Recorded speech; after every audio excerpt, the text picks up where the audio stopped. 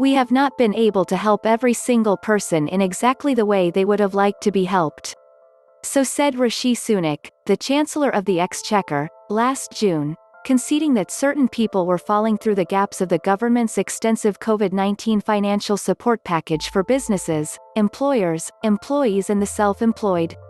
The Chancellor's argument back then was that the rapid onset of the pandemic had forced the government to move very quickly to put help in place. Sunak explained he had looked for mechanisms that would help as many people as possible, and as quickly as possible, in the face of the crisis. Fair enough. But 6 months later, the Chancellor continues to refuse to address the plight of those who missed out. And to be clear, we are not talking about a small number of people here. More than 3 million Britons, for one reason or another, do not qualify for any of the business support that the Chancellor is offering. There are 3 groups who account for the vast majority of that figure according to analysis from Excluded UK, the pressure group set up to make the case for the extension of government support. First come the 1.6 million self-employed people missing out on help from the Self-Employment Income Support Scheme (SEISS).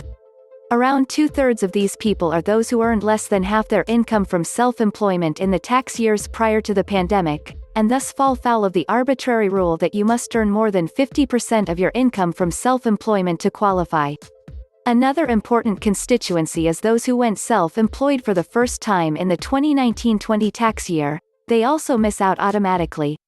Then there are the people who previously earned more than £50,000 a year from self-employment, who can't claim from the SEISS even if their income has dwindled to nothing amid the pandemic. The second big group of excluded people is the more than 700,000 company directors who previously earned an income by paying themselves company dividends rather than through the pay system. This was, and is, an entirely legal and legitimate way to organize your tax affairs, yet the Chancellor has ruled directors in this camp cannot claim any help. Last but not least are nearly 800,000 people who aren't being supported by the Coronavirus Job Retention Scheme, through which employers can put staff on furlough and continue to pay them 80% of their wages, claiming the money back from the government. This group includes many new job starters, lots of freelancers and those whose employers have refused to take part. These figures are not in dispute, by the way.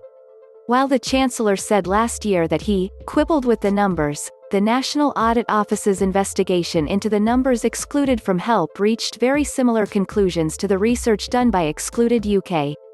There is no good reason for the Chancellor to stick to his guns in this way.